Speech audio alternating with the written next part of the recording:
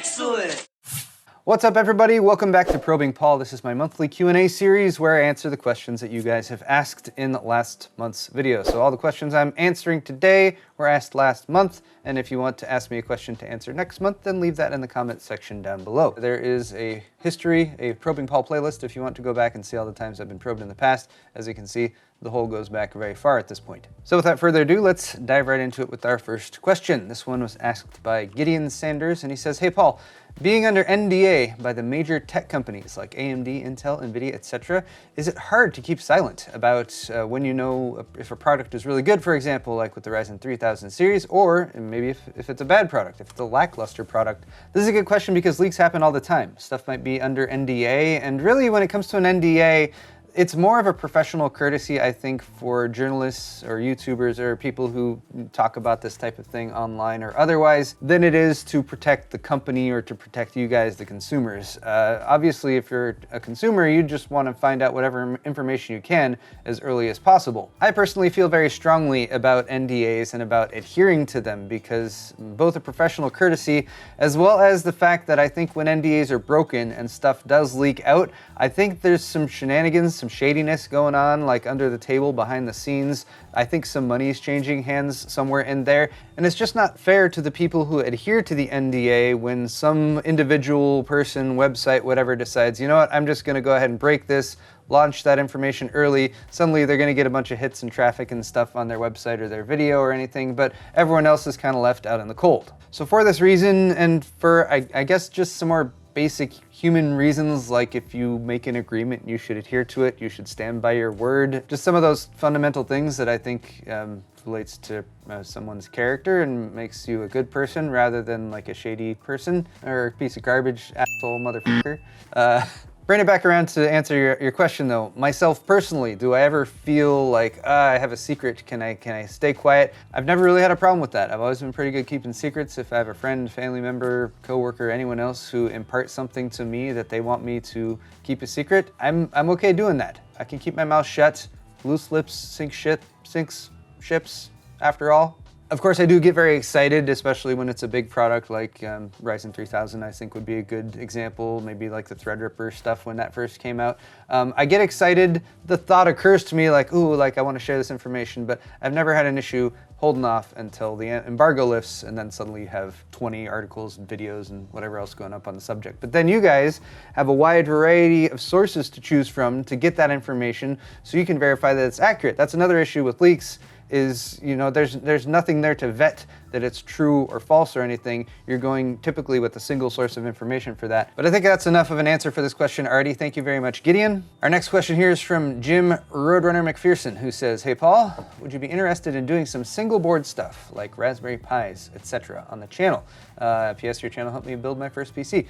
That is great to hear, Jim. I hope it's doing well for you. And yes, I would be interested, although I haven't really done anything with that in the past. And this is actually something that kind of surprises me when I think about it because I've been working with computers so long and I just have never really dabbled in a product that uses a Raspberry Pi too much. And it's not just Raspberry Pis either. There's lots of SoC-based single board computers that you can use for specific projects. So even though I don't have anything like on my calendar, my schedule, or anything planned right now, what I will say is that I have this continuing like home improvement upgrade project going on.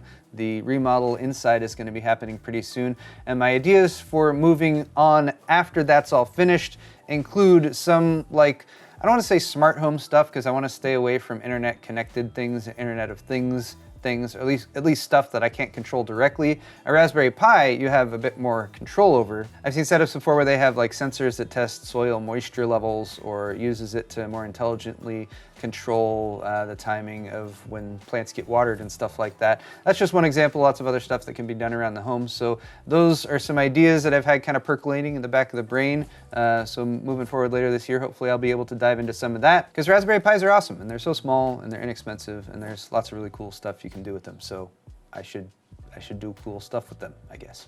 Next question here from Paper Airplane. I get it. Hey Paul, long time listener, first time caller. I love the show. I have space in my case to make a small secondary computer like I believe you've done before, would it be more power efficient to make one as a NAS or simply to just buy a NAS? If I recall, you actually did build the NAS as the bottom system before, but someone told me when I thought, and sorry, I think I cut off the rest of the comment, but yes, I have built a computer that has a NAS in the bottom. It's called Riptide. I've actually just recently done some updates on that, so maybe you should check that out. That build has a pretty significant influence on my answer, which is no. If you can avoid it, try not to build two systems in the same computer. I think there is maybe a use case where it makes a little bit more sense if you're streaming and you want to do a main system to game on and then a secondary smaller system to handle the streaming elements. That kind of makes sense because you're using them both together kind of in tandem. But if you watch any of my coverage on Riptide, you probably saw some of the things that went wrong with it. I've had pumps fail. I had the replacement pump was a slightly different size, so I had to completely reconfigure stuff because I had such little clearance in there for the hardware that I did have. Right now, Riptide has kind of a temporary setup that allowed me to get it back up and running because it is a system that I use on a daily basis to render videos, and it's kind of my main work computer. And then the NAS in the bottom is a NAS, so that's connected to the network, and I use that all the time too when I'm out here in the garage or anywhere else in the house and I want to copy files quickly, or if I just want to have an always-on storage solution that's connected to my network that I can drop stuff onto without having to go power up a big computer. That's really convenient.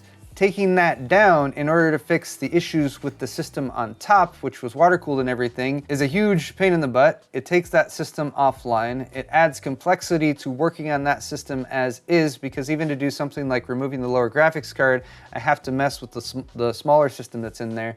So getting two computers in the same case is possible, but typically involves a lot of compromises when it comes to how you're able to fit everything in there. You're dealing with the heat from two systems in one computer case, which may or may not be viable depending on your airflow setup. Getting back to your question though, if you're interested in efficiency, I'd recommend something like a Synology NAS setup, because there you can buy sort of contained boxes that have slots for drives.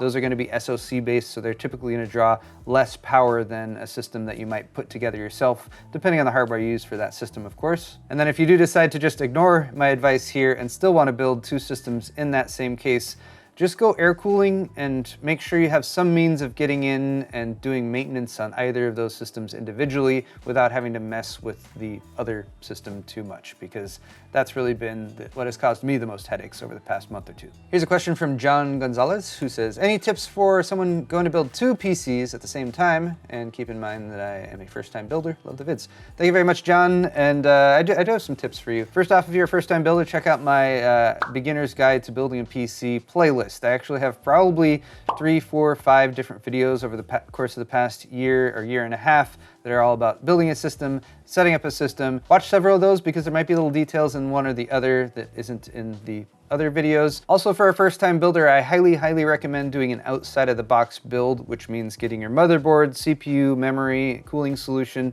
maybe a graphics card, and then your power supply next to it. You just wire everything up and plug it in and power it on to make sure that all of the hardware has basic functionality before you go to the efforts of installing it in a case, doing your wiring and everything. And that's highly recommended, not just to check that your hardware is working, but also as a first-time builder, that will give you the idea of like, oh, okay, this plugs in here, this plugs in here. Doing it outside of the case where you have a little bit more access to stuff.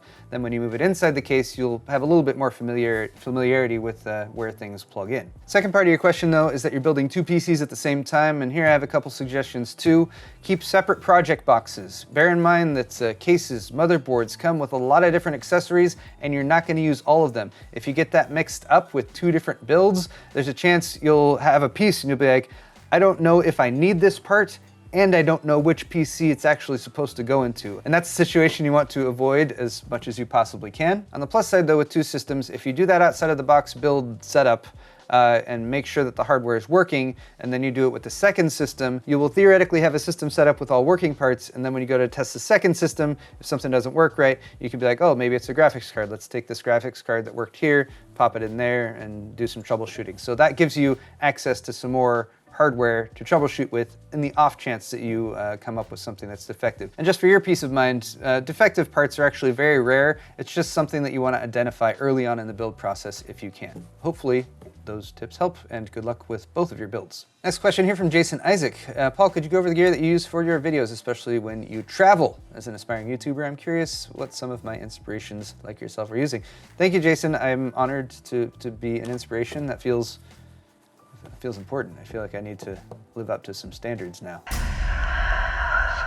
We'll worry about that later. All right, my hardware that I use here in my studio, I've kind of gone over before, so I'm gonna focus more on your questions about travel because I just did some travel at CES and I have some of the hardware that I used for that right here. I try to keep a fairly simple setup when I travel for portability as well as simplicity. And then I also try to use hardware that I'm very familiar with because when I've been traveling, usually it's just me and Joe, and often when I'm out on my own, I'm filming myself. So I'm either behind the camera, pointing it at stuff and talking as I'm doing coverage at an event like CES or Computex, or I'm like doing selfie mode and holding the camera up and pointing it at myself like that. So for that I have a monopod with a little fluid head on top, and it's a Manfrotto unit. So that just allows me to sort of prop the camera up and not have to deal with shakiness. And I don't have a gimbal or anything like that going. So it's a pretty simple solution. And again, it'll let me to flip the camera around to point it at myself. And I have a camera that has a flip out screen that can flip around like that, so I can see as I'm framing stuff up and make sure I'm in focus and everything. The actual camera I'm using is a Panasonic Lumix GH5. I haven't switched over to the Sony a7 III like so many people have,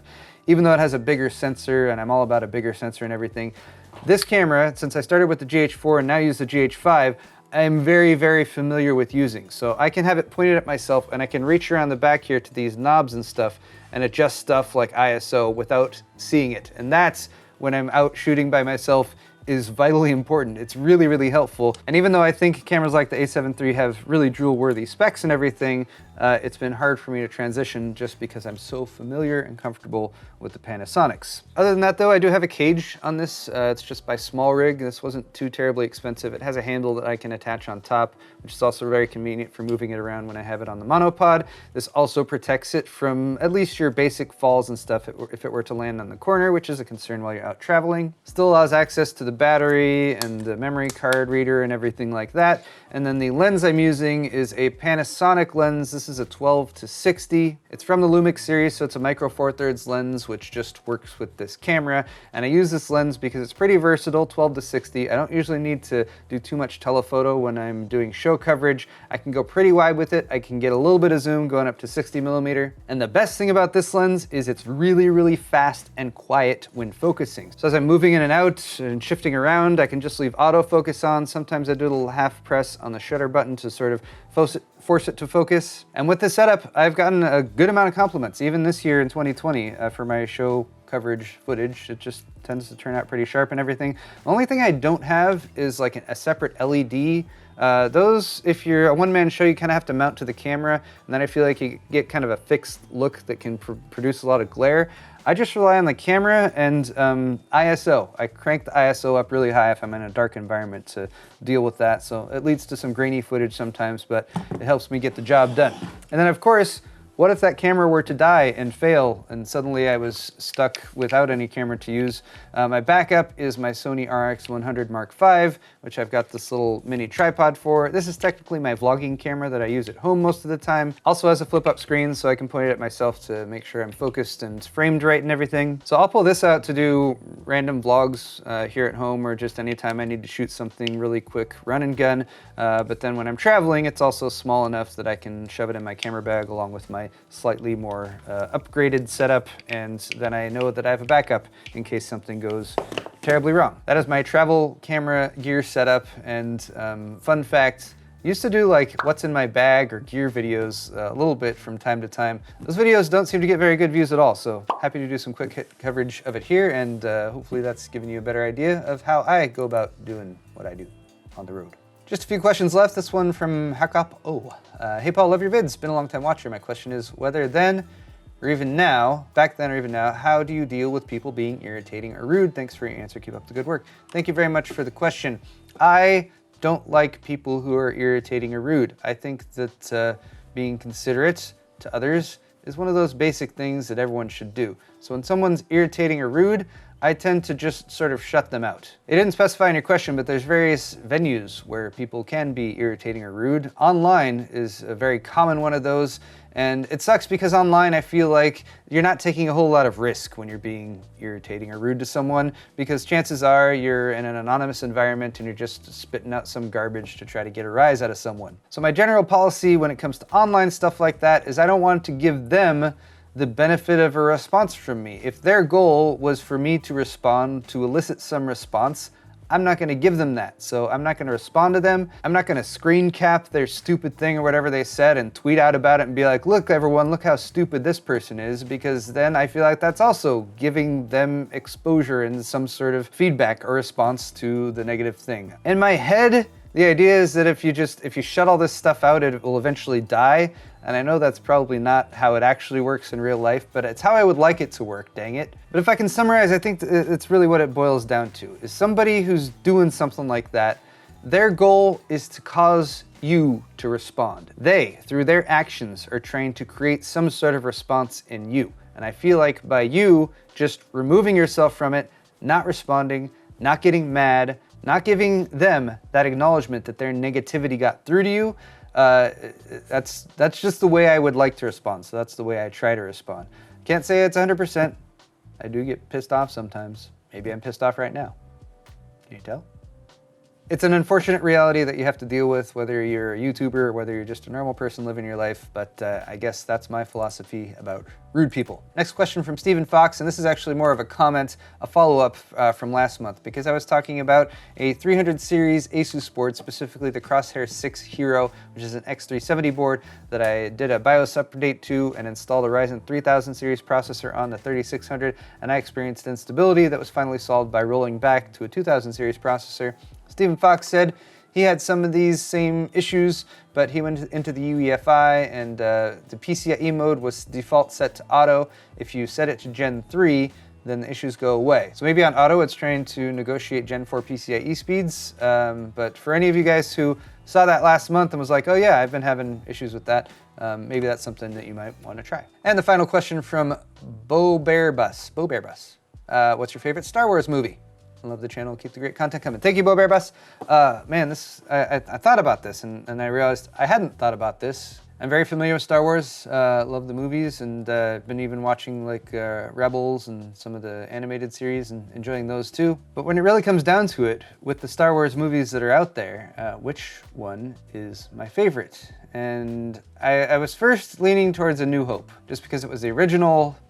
You got a lot of plucky young people who haven't really established themselves when it comes to George Lucas, as well as actors and everything there. And it's a bit more simple and straightforward and easy to watch. But then I thought about, well, the prequels I've been giving sort of a second chance. Those came out in the mid-2000s, and initially I didn't like them too much. I've rewatched some of them, and there's certain things that I appreciate about them more now than before. Revenge of the Sith, I think I like that it's darker and, you know, kind of explores Darth Vader becoming Darth Vader. But then I realized because it's too challenging to choose from the main 9 movies, and because it includes things like moral ambiguity and like all of the people dying at the end, Rogue One. Rogue One is really the movie that I've enjoyed the most when it comes to any of the recent Star Wars movies since Disney bought up the franchise. And I guess I just really like the idea that there's these sort of ancillary characters that are vaguely mentioned in other Star Wars movies, like, oh, like so many people suffered and died to bring this information to us and keep the rebellion going and fight the Empire. And for them to have fleshed that out, told their stories, made some compelling characters, showing off kind of the inception of the Death Star and some of the first times it was used, Grand Moff Tarkin,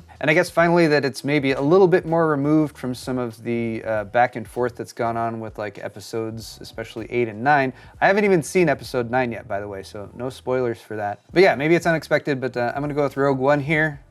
And if I want to throw out one more bit of controversial information, I liked The Last Jedi. Yeah.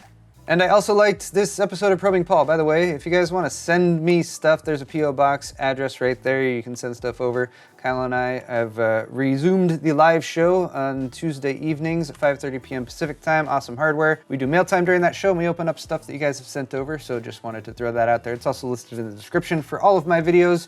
Thank you guys so much for watching this video. Don't forget to leave me comments and questions for next month. Hit the thumbs up button if you enjoyed this video. Don't forget to check out my store for merch like hoodies and shirts and pint glasses and all that sort of good stuff. That's all for this one, guys. We'll see you in the next video.